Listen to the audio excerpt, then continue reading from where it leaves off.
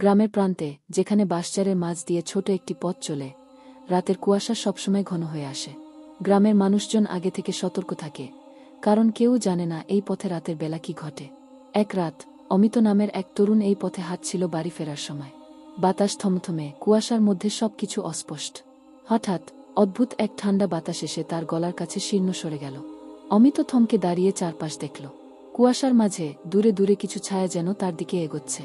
প্রথমে সে ভেবে নিল হয়তো গাছের ছায়া, কিন্তু যখন ছায়াগুলো ধীরে ধীরে মানুষের মতো আকার নিল, তার হৃদয় দ্রুত ধড়ধড় করতে লাগল। ছায়াগুলো ধীরে ধীরে অমিতের দিকে এগোচ্ছে, এবং বাতাসে অদ্ভুত এক হাহাকার ভেসে আসছে। অমিত ছুটতে শুরু করল, কিন্তু পথ যেন অসীম হয়ে গেছে। প্রতি পা বাড়ানোর সাথে সাথে সে বুঝতে পারল যে কুয়াশার মাঝেই পথ শেষ হয়ে যাচ্ছে না।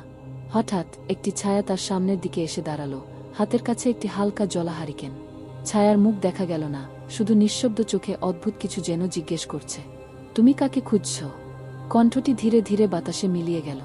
অমিত চিৎকার করতে চাইল, কিন্তু শব্দ বের হল না। ছায়া ধীরে ধীরে অদৃশ্য হতে লাগল, কিন্তু কুয়াশা যেন তার চারপাশকে আরও ঘন করে দিল। পরের মুহূর্তে অমিত দেখল সে এক অচেনা জায়গায় এসেছে। চারপাশে সব কিছু ধূসর, এবং অদ্ভুত ছায়া নৃত্যের মতো মৃদু আলোতে দুলছে। সে বুঝতে পারল যে হয়তো সে আর গ্রামে ফিরতে পারবে না। বাতাসে শোনালো অদ্ভুত হাহাকার, এবং দূরের কোনো এক জায়গা থেকে আসা ধ্বনিতে মনে হলো কেউ ক্রমশ তার দিকে এগোচ্ছে। অমিত কাঁপতে কাঁপতে এক ঘরে ঢুকল। ঘরটি পুরনো, জঙ্গলের সঙ্গে মিশে আছে। হঠাৎ দরজার পেছন থেকে চিৎকার ভেসে এলো।